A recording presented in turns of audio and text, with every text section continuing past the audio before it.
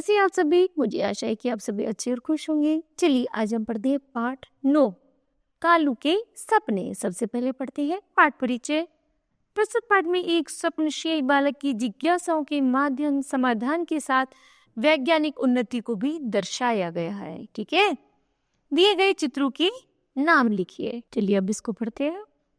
कालू 7-8 साल का एक छोटा सा बालक था। वह अपने माता पिता व भाई बहन के साथ गांव में एक छोटी सी झोपड़ी में रहता था।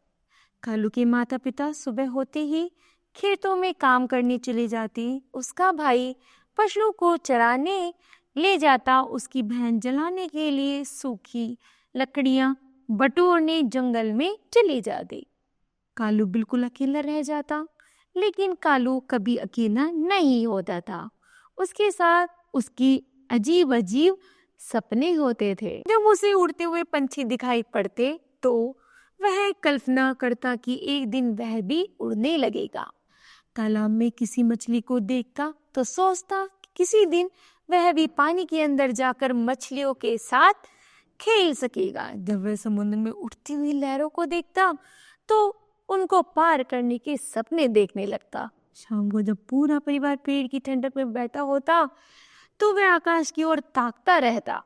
चमकते हुए चांद को देखकर सोचता कि एक दिन वह चंदा मामा से मिलने अवश्य जाएगा। कालू ने एक दिन अपने पिता को बताए। वे बोले, हम लोग उड़ नहीं सकते, हम पानी के भीतर भी नहीं रह सकते। समुद्र दूर दूर तक फैला है, इसलिए हम सब उसे पार नहीं कर सकते। चांद पर जाना तो संभव ही हो ही नहीं सकता, इसलिए सपने देखना बंद करो, चुपचाप सो जाओ। फिर कालू ने अपने सपनों की बात अपने बड़े भाई को बताई। वह हंसकर बोला, तुम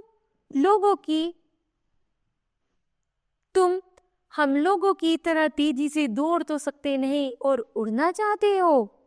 एक दिन कालू के गांव में एक आदमी आया। उसके पास एक थैला था, उसमें कुछ किताबें थी। उसने बताया कि वह एक अध्यापक है। अध्यापक ने उसी पेड़ के नीचे अपना एक स्कूल खोल लिया, जिसके नीचे बैठकर कालू सपने देखा करता था। अध्यापक ने कालू और दूसरे बच्चों को बड़े प्यार से नई नई बातें बताई। उन्होंने बच्चों को पढ़ना, लिखना, चित्र बनाना और गाना सिखाया। वे उन्हें बहुत सी कहानियां भी सुनाते थे। कालू को अध्यापक जी बहुत अच्छे लगे। कालू ने उन्हें अपने सपनों की बात बताई। अध्यापक जी ने उसकी बात बहुत ध्यान से सुनी और कहा, कालू तुम सचमुच उड़ सकती हो, भले ही तुम्हारे पंख नहीं है। वायुयान में बैठकर तुम उतनी ऊंचाई तक जा सकते हो जहां तक पक्षी भी नहीं पहुंच सकते।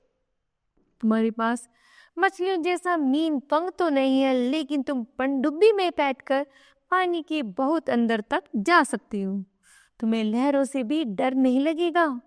बेटा, एक समय था जब चांद पर पहुंचना एक सपना था, लेकिन आज मनुष्य के चरण चांद पर पड़ चुके हैं। किसी दिन तुम भी राकेश शर्मा की तरह अंतरिक्ष यात्री बनकर चांद को छू सकोगे।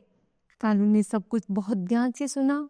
उसका मन उमंग से भर गया। तो बताओ बच्चों, आज आपने क्या सीखा? हमने सीखा कि हमें हमेशा इन वैज्ञानिक चमत्कारों को और विज्ञान को अपना सपना बनाकर उन्हें पूरा करना, उन सपनों को हमें दृढ़ता से पूरा करना चाहिए। मुझे आशा है यह पाठ आपको समझ आया होगा। धन्यवाद।